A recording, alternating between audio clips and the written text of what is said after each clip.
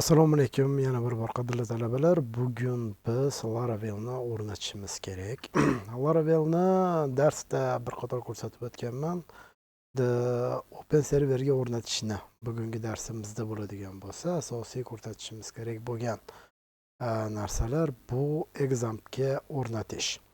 Exampga o'rnatish uchun Apache MySQL start bo'lishi shart emas. Avvaldan o'rnatish chog'ida o'rnatish uchun eng muhim narsalardan biri bu albatta undagi htdocs papkasiga o'rnashi kerakligini bilib olishingiz kerak.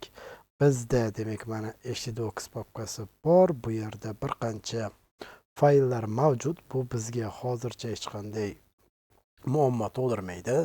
Shuning uchun biz mana shu joyga bitta katalog ochib, uni o'rnatishimiz mumkin. O'rnatish uchun bizda laravel.com ga kirganimizdan so'ng Documents bo'limiga o'tishimiz kerak. Bu yerdan o'rnatish bo'limi mavjud. O'rnatish bo'limida eng muhim bo'lgan ikkita kod mavjud. Bizda Composer orqali o'rnatamiz. Composer bo'lganligi uchun bizda eng muhim joylarda ko'rsataman. Mana biz uchun eng muhim narsa Composerda global holatda Laravelga moslab o'rnatish. Buning uchun albatta sizda Composer o'rnagan bo'lishi kerak. O'rnamagan bo'lsa, ko'chirib olish bo'limiga o'tib, shu joyni o'zida demak o'rnatadigan exe fayli mavjud. Mana exe faylini ko'chirib olib, siz uni o'rnatishingiz kerak. O'rnatib bo'lganingizdan so'ng biz uni Composer orqali o'rnatishimiz mumkin bo'ladi. Biz birinchi navbatda terminal orqali o'rnatamiz. Bunga komanda straka administrator huquqi bilan ishga tushiraman va htdocs ga o'tib olaman. Menda u d2 nuqta, menda dir beradigan bo'lsam, bu yerda zamp degan papka bor ekan. Zampga kirib olaman, kirib oldim. Hop, dir buyrug'ini bersam, uni ichidagi papka va fayllarni ko'rsatadi. Bu yerdan htdocs bor yoki yo'qligini topib olaman. Mana htdocs bor ekan. Buni ichiga kirib olaman. Mana htdocs ichiga kirib oldim. Bunda quyidagi fayllar doimgidek turibdi. Bizga muhim emas. Mana shu joyga biz mana bu yerdagi kodni ko'chiramiz. Men avval ham bir marta ko'chirib ko'rgandim. Muammo bo'lmaydi degan umiddaman. Mana shu joyga demak unda Composer demak vaqtinchalik kataloglardan foydalanmoqda. Hozirda bu uni Laravelni o'rnatadiganlarni ko'chirib mana installerini holatiga olib kelib qo'ydi. Bo'ldi. Birinchi kod, ikkinchi kodni ishga tushiramiz. Bu o'sha Laravelni qanday papka bilan o'rnatish kerakligi. Mana shu joyda example app turibdi. Biz mana shu joyga boshqa o'zimizni loyihamizning nomini yozishimiz kerak. Misol uchun laboratoriya deb turaman. Laboratoriya darsimiz bo'lganligi uchun laboratoriya dedim. Enter tugmachasini bosganimdan so'ng menda Laravel o'rnashni boshlaydi. Bizda birinchi taklif etadigan narsa bu starter kit. Starter kit nima? Bizga avtomatik ravishda login parollardan foydalanish, ya'ni tayyor login parol avtorizatsiya, autentifikatsiya masalalarini o'rnatib beradi. Xohlasak known deymiz. Bu kvadrat qaus ichidagini yozishimiz kerak. Xohlasak React, Vue yoki Livewire'dan foydalanishimiz mumkin. Biz esa bizga birinchi marta foydalanayotganligimiz sababli kerak emas. Shuning uchun knownni bosamiz. Known bosganimizdan keyin bizda keyingi holat ro'y beradi. Bu asosan bizda test frameworkini so'ramoqda. Birinchisi test, bu zamonaviy, demak, hozirgi kunda PHP uchun ishlab chiqilgan test frameworki. Ikkinchi an'anaviy ko'p ishlatiladigan PHP unit test holati. Bizga zamonaviysi kerak, shuning uchun nullni bosaman. Hop, nullni bosganimdan so'ng menda o'sha joriy bizda turgan katalogga laboratoriya degan katalog ochib, uni ichiga Laravelni o'rnatishni boshlamoqda. Asta-sekinlik bilan davom etadi. Mana davom etmoqda. Va bu ma'lum vaqtida olishi mumkin. 22:41 ekan. To'liq o'rnatib bo'lganimizda soatga qarab qo'yasiz. Asosiy fayllarni o'rnatib oldi. Endi bizda qaysi ma'lumotlar bazasi bilan moslab ishlatishimizni so'ramoqda. Bizda standart tanlov sifatida SQLite bor, MySQL, agar NoSQL kerak bo'lib qoladigan bo'lsa Maria database bor, Postgres, demak bu yerda demak PDO extension yo'q bo'lgan Postgres SQL'imiz bor, SQL serverlarimiz bor. Misol uchun men loyihada MySQL dan, ya'ni an'anaviy ma'lumotlar bazasidan foydalanmoqchiman. Shuning uchun shu yerga MySQL deb yozaman. Bu yerga 1 deb yozishim ham mumkin, chunki bu 0 dan boshlanadi. Shunaqa imkoniyatlari ham bor. Hammaga tushunarli bo'lishi uchun men bu yerga MySQL deb yozyapman. Bizda keyingi migratsiya masalalari haqida so'ramoqda. Bu migratsiya masalasi shunday masalaki, yangi loyiha qilayotgan bo'lsangiz, o'zi bilan mavjud, demak, foydalanuvchilar yoki shunga o'xshagan jadvallar bor. Mana shu jadvallarni ma'lumotlar bazasiga o'rnatishga yordam beradi. Sizda agar yangi loyiha bo'layotgan bo'lsa, birinchi marta yes deyish maqsadga muvofiq yoki mavjudni ko'chirayotgan bo'lsangiz, sizda demak nosini bosish tavsiya etiladi. Bu hozirda men yes deganligim sababli bizda SQL statement, demak bu hali ma'lumotlar bazasini to'liq o'rnatmaganligim sababli boshida biroz chalkashmoqchiliklar yuzaga keldi. Keyin Composer bu narsalarni fayllari bilan asta o'z joyiga solmoqda. Biz baribir keyinchalik PHP Artisan Migrate buyrug'ini beramiz. O'shanda muammo chiqmasdan yuqorida aytilgan foydalanuvchilar jadvali baribir biz bo'ylab qo'ygan ma'lumotlar bazasiga yoziladi. Bu keyinroq sodir bo'ladi. Endi bizda bu nima qilmoqchi? Ya'ni Node Packet Management, bu yerda bizda frontend fayllari mavjud. O'sha fayllarni ham o'rnatib olasanmi degan tavsiyani bermoqda. Bizga hozircha bu kerak. Ba'zi holatlarda tushuntirish ishlarini amalga oshirishimiz kerak. Agar siz yangi bir dasturchi bo'ladigan bo'lsangiz, muntazam ravishda uni documentation deydi, ya'ni qo'llanmalari bilan tanishib ishlashingiz tavsiya etiladi.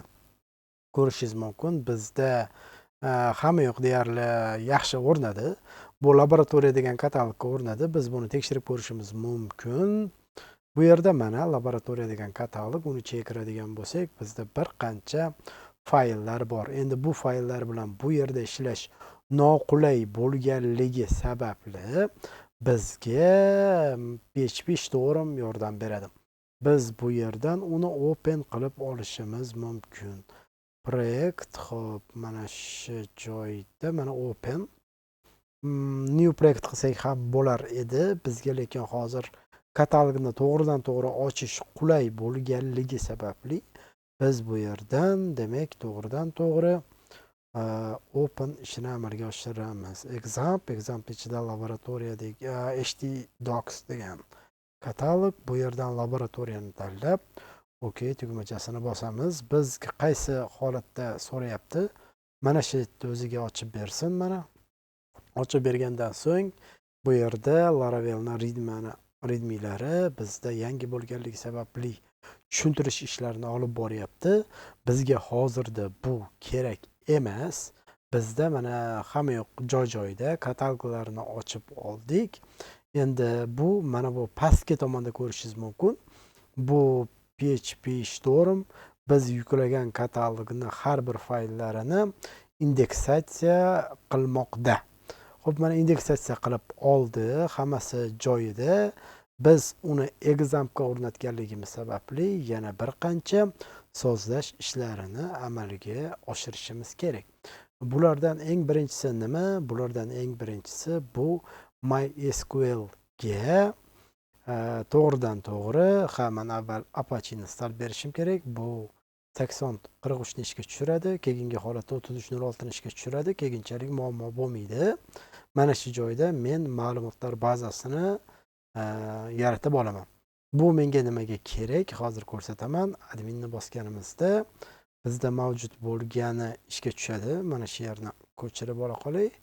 Ko'chirib oldim. Mana adminni bosganingizdan keyin sizda mavjud bo'lgan, demak, brauzerda bu ishga tushadi. Mana menda login parollarni saqlab qo'yganligim uchun ushbu brauzerda ochdim. Sizda login parol so'raydi. O'zingizda MySQLingizda login parollarini kiritasiz.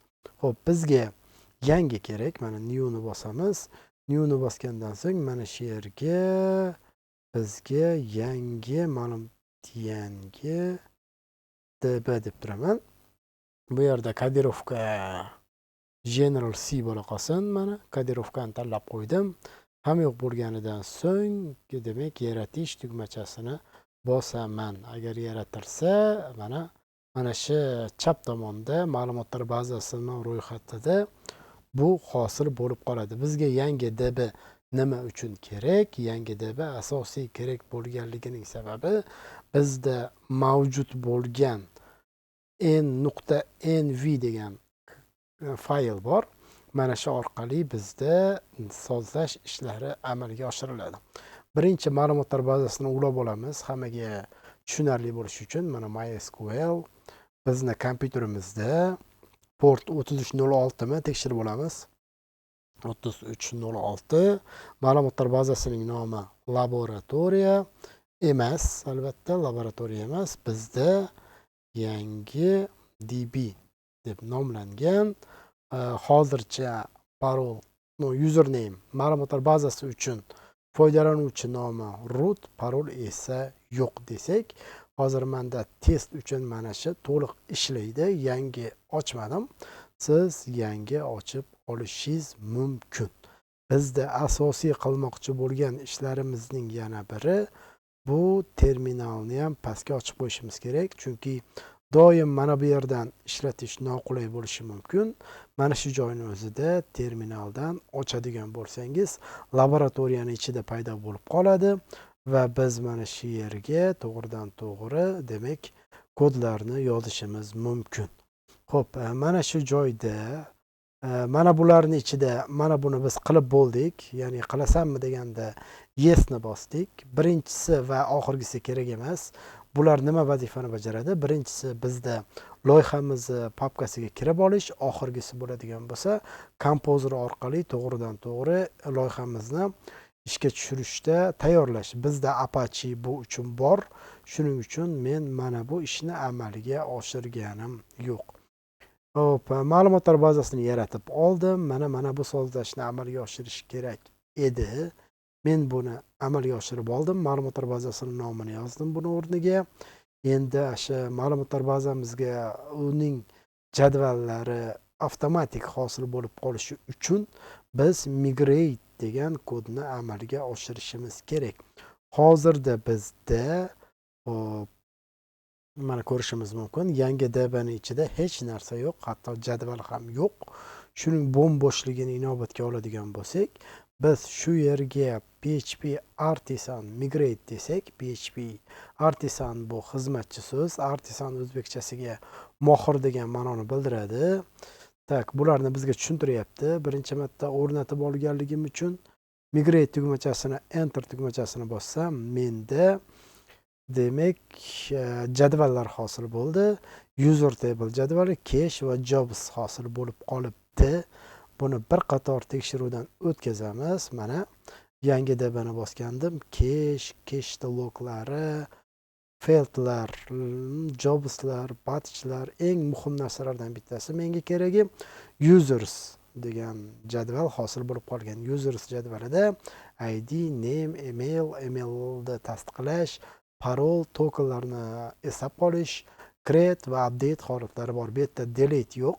Delete bo'lishi uchun biz ruchnoy qo'lda qo'shishimiz ham mumkin bu narsani. Keyinchalik kerak bo'ladi yoki qo'shimcha, demak, soft delete'larni o'rnatgan mahalimizda hosil bo'lib qolishi ham mumkin. Xuddi migrate bizga tushunarli bo'lishi uchun mana shu jadvallarni avtomatik hosil qilib berishda ishlatiladi. Mana migrate'larni hosil qilib oldik, hammasi joyida. Qolgani bu Macintosh operatsion tizimiga o'rnatish masalalari bu yerda mavjud. Keyingi qadamlarda nima qilish kerakligi to'liq tushuntirilgan full stack frameworkchilar uchun demak mana shu yerda keltirilgan bir qancha tavsiyalar. Biz esa mana shu bilan hozircha cheklanib loyihamizni ishga tushirilgan holatini ko'rib olishimiz kerak. Xo'p, bunda nimalarga e'tibor beramiz? Mana shu joyda eslatma berib ketishim kerak. Bizda demak nima mavjud? Xo'sh, mana bu ishlarni amalga oshirmaganmiz, lekin bizda iloji boricha mana shu narsalarni ham ishlatib qo'yish kerak. Yes degan taqdirimizda ham Notepad managementlarni install qilib qo'ysak nima sodir bo'ladi? Bu holatda bizda front-end fayllari agar Notepad ishlab turgan bo'lsa, menda hozir Notepad mavjud emas. Bu yerda yo'q bo'lganligi sababli bizda kod berganimizda baribir xatolik xabarini bergan ko'rishimiz mumkin, chunki bizda Notepad managementlar mavjud emas. Mana shunaqa holat bo'lishi mumkin. Bunday holat bo'lsa nima qilamiz? Baribir keyingi darslarimizda Notepad'lari bizga kerak bo'ladi. Notepad'lar kerakligini inobatga olib, baribir Notepad'larni o'rnatib qo'yishimiz kerak. Buning uchun Node.js.org saytiga kirib, mana shu joydan o'zimizni operatsion tizimimizga mos bo'lgan Notepad'larni o'rnatib qo'yishimiz kerak. Bu boshlang'ichlar uchun oson bo'ladi. Front-end bo'yicha boshlang'ich bilimingiz bo'lmaydigan bo'lsa, bu yana ham bizga yordam beradi. Mana ko'chirib olish tugmachasini bosadigan bo'lsak, Windows uchun kodlar orqali ko'chirib olish Node.js'larda bu yerda MCI bo'yicha ko'chirib olishimiz mumkin. Eng osoni bizga Windows installer orqali MCI paketini tortib o'rnatish bo'ladi.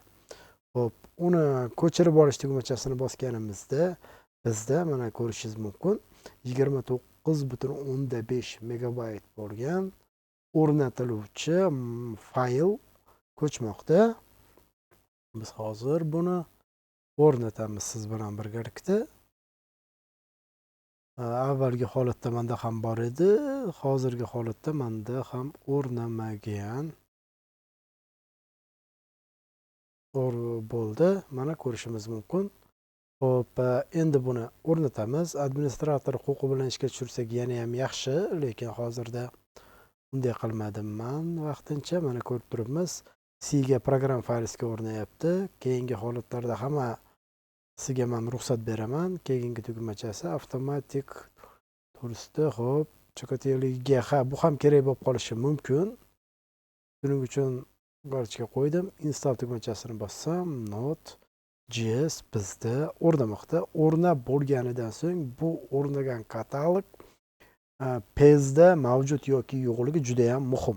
Bu o'rnab bo'lgunicha juda ham tez o'rnaydi. Mana shu joyda xo'p, bizda hozir men ko'rsataman. Mana mo'y kompyuterda этот kompyuterni svойства xususiyatlar bo'limiga kiradigan bo'lsak, xo'p, bizda qayerda edi? Biz hozir uni topishga harakat qilamiz. Дополнительный параметр средствования ichida, переменный средствования ichida mana shu joyda bizda pezlar bor. Ko'rishimiz mumkin. Mana pez degan bo'limga 2 marta chertadigan bo'lsak, bizda qaysi kataloglar ro'yxati joy olgan bo'lsa, shu yerdan to'g'ridan-to'g'ri ishlash imkoniyatimiz bo'ladi. Biz uni MCI ni ishga tushirganligimiz uchun bu yerga eng oxirida program faylidagi Node.js ga katalogiga yo'l hosil bo'lib qolgan. Agar yo'q bo'lsa bu yerda ishlamaydi. Nima uchun PHP to'g'ridan-to'g'ri ishlaydi? Bu yerda demak mana shu joyga pezga yozib qo'yilgan. Nima uchun Composer ishlaydi? Shu yerga katalog berib qo'yilgan.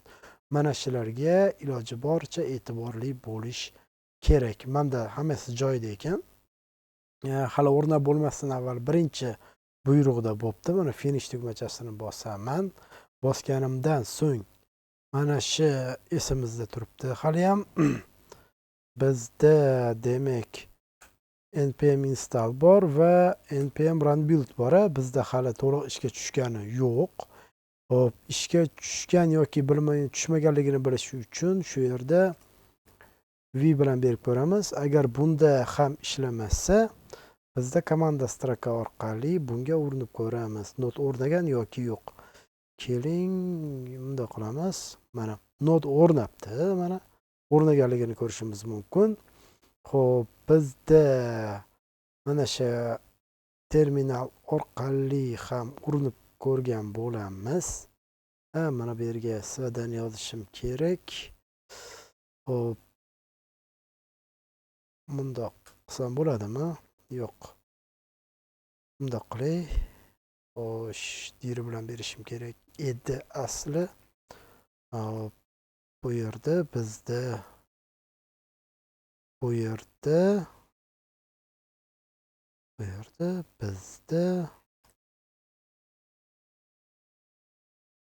ichida edi. Shu yerga npm install deb ko'ramiz. Mana bizda ichki terminalga hali integratsiya bo'lib ulgurmaganligi sababli biz buni qo'shib olmayapmiz. Plus bilan bizda mana shu joyda npm mana shu loyihamiz uchun front-end fayllarini o'rnatmoqda. Agar front-end fayllarini o'rnatmasa nima bo'ladi? Bizda hozir sizga birinchi o'rnaganini ko'rsatishim uchun u yerda front-end kodlar yozilgan. Sizga ko'rsataman desam oddiy kod yozilib qoladi. Shunaqa oddiy kod yozilib qolmasligi uchun sizga vizual to'liq o'rnaganligini ko'rsata olishim uchun menga hozircha front-end fayllari kerak. Keyingi buyruq nima edi? Mana shu joyda edi. Mana shu joyda o'rnatib olganimdan so'ng men o'rnatilgan fayllarni build qilaman. Mana build qildim. Mana shunday qilib front-end fayllarini vaqtincha loyihamiz uchun o'rnatib olgan bo'lishimiz mumkin. Shu joyda yoddan chiqmasdan yana bir narsani aytib o'tib ketishim kerak. Biz o'zimiz loyihamiz uchun yangi keyni adashmasam generatsiya qilmadik. PHP artisan key.generate qilishimiz kerak. Bu bizdagi key uchun yangi demak generatsiya qilib beradi. Mana generatsiya ishlari ham amalga oshdi. Odatda agar muammo bo'ladigan bo'lsa, env example faylini copy-paste qilib, env-ga mana shu joyga keyin buni ishga tushirish ham tavsiya etiladigan holatlar bo'lib turadi. Lekin hozirgi holatda mana shuni key generatsiya qilib olganimiz ham biz uchun yetarli bo'ladi. O'zi avtomatik holatda ham key generatsiya bo'ladi. Aslida buni o'rnatish juda qiyin emas, lekin muammolar yetarlicha chiqib turishi mumkin. Barchasini hal qilsa bo'ladi. Xo'p, asosiy eng katta masalalar nimalardan iborat? Eng katta masala shundan iboratki, biz yangi loyiha yaratyapmiz. Yangi loyiha yaratganimizdan keyin bu holatda ikkita sozlash kerak bo'lgan joy bor. Vaqt ketmasligi uchun yarim soatga yaqinlashib qolyapti. Sozlab qo'ydim. Bular birinchisi Apache'da config ichida, extrani ichida ht mana virtual host bo'yicha. Buni Notepad++ da ochadigan bo'lsak, eng muhim sozlashlar nimalar? Bular hozir men blokka olib ko'rsataman. Mana shu blokka olib qo'ygan sozlashimni yozishingiz kerak. Faqat o'zingizga. Server uchun o'zimni pochtamni yozib turibman. Bizda eng muhim narsa bu public katalogining ichida. Shuning uchun loyihamizda public katalogi ko'rsatiladi. Kompyuterimizda laboratorial do desak ham, 3w bilan yozsak ham ishlashi kerak. Shuning uchun mana shu sozlashlar kerak. Ikkinchi sozlash qayerda desak, xo'p. Ikkinchi sozlash da demak Windowsning ichida System32 degan katalogning ichida edi. Mana System32 ning ichida System32 dan keyin drivers deganning ichida, etc ning ichida mana hostess. Hostessni ochamiz. Hostessda nimalar qo'shdim? Men ikkita narsa qo'shdim. Bu yerga mana loyihamda laboratoriya law bilan 3W laboratoriya law desam ishlasin degan narsani yozib qo'ydim. Faqat o'rtada sizlarga tushuntirganimcha MySQL'im ishlamay qoldi va uni qayta ish qildim. Agar mabodo sizda MySQL ishlamay qoladigan bo'lsa, yana bitta yo'li shundan iboratki, nima qildim? MySQLda hamma ma'lumotlar datada turadi-ku. Mana shu datadagi hamma narsani ruchnoy qo'lda o'chirib tashlab, bu yerdagi backupda ichidagini bu yerga qo'lda nusxalagandim. Menda yangi DB yo'q bo'lib qoldi. Keyin nima qildim? Yangi migrate qilib turib, buni mana shu joyda migrate qildim. Tayyor bo'ldi. Bo'ldi. Endi hozir hali kirib ko'rmaganman. Kirib ko'ramiz. Bizda nima bor? Laboratoriya edi. Hozir laboratoriya. Mana laboratoriya nuqta lo desak kirish kerak. Bossak, xo'p, menda mana bu yerda noto'g'ri yozib qo'ydim yozilishda. Bunda qilishim kerak. Mana shu bizda xo'p Laravelni o'rnatilgan holati. Agar sizda mana shunday ishlasa, muammo bo'lmaydi. To'liq Laravel o'rnatilgan bo'ladi. Bu albatta 12U4-versiyasi hozirda chiqqan. Shunaqa. 12x turibdi mana bu yerda ko'rishingiz mumkin. Xuddi shu tartibda siz ham o'rnatib borsangiz, keyin yana ishlarni davom ettirgan bo'lamiz. Hammaga rahmat ko'rib chiqqanlik uchun.